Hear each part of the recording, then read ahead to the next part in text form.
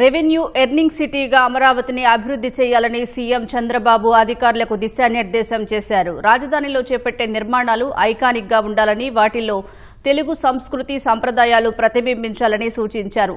Bits Pilani వంటి ప్రతిష్టాత్మక విద్యా సంస్థల క్యాంపస్లతో అమరావతి ఓ కీలకమైన విద్యా కేంద్రంగా నిలుస్తుందన్నారు.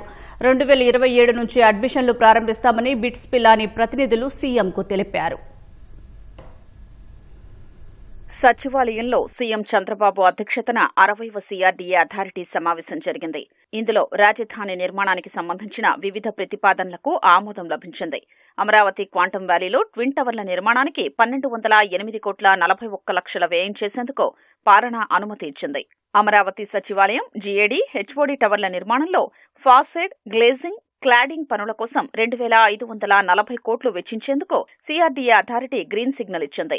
శాసనసభ భవనంలో వివిధ సివిల్ స్ట్రక్చర్ పనులకు 798 కోట్లను వ్యయం చేసేందుకు ఆమోదించింది. LPS జోన్ 11లో రోడ్లు, డ్రైన్లు, నీటి సరఫరా, మురుగునీటి వ్యవస్థ, మౌలిక సదుపాయాలు చేపట్టేందుకు ఆమోదముద్ర వేసింది. రాజధానిలో 220 kV లైన్స్ రీరూటింగ్ చేసేందుకు అనుమతి మంజూరు చేసింది. రెండో దశ LPS గ్రామాల్లో రైతులకు యాన్యుటీ, పెన్షన్ మంజూరు కోసం నిబంధనల్లో మార్పు చేసేందుకు అంగీకారం తెలిపింది. మెట్ట భూములకు ఎకరాకు 40,000 చొప్పున, జరీబుకు 60,000 చొప్పున కౌలును పెంచుతూ నిర్ణయం తీసుకుంది. ఏటా మెట్ట భూములకు 3,000 చొప్పున, జరీబు భూములకు 5,000 చొప్పున 10 ఏళ్ల పాటు కౌలు పెంపునకు పచ్చజెండా ఊపింది.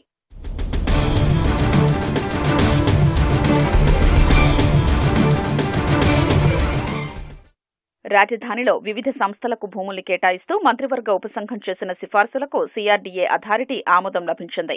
కేంద్ర ప్రభుత్వ రంగ సంస్థ సెబీకి అమరావతి ఫైనాన్షియల్ డిస్టిక్ట్లో 1.78 ఎకరాల భూమిని కేటాయించేందుకు అంగీకారం తెలిపింది. స్వామినారాయణ్ గురుకుల్ ఇంటర్నేషనల్ స్కూల్ ఏర్పాటుకు 4.23 ఎకరాల భూమి కేటాయింపును ఆమోదించింది.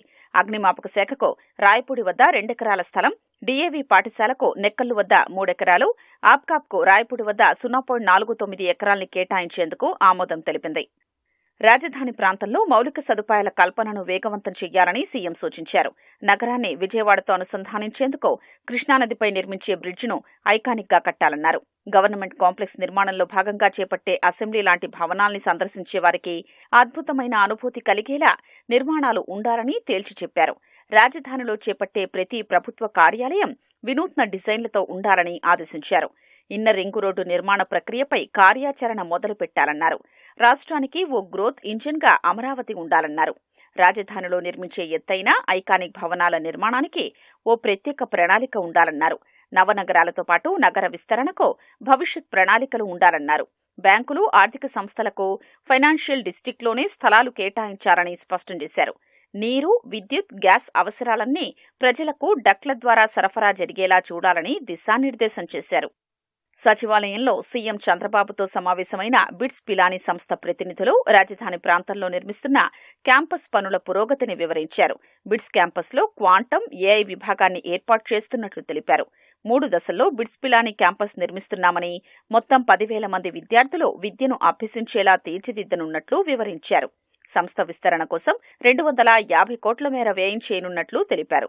క్వాంటం టెక్నాలజీ రంగంలో స్టార్టప్లను ప్రోత్సహించేలా ప్రణాళికలు చేయాలని సీఎం సూచించారు.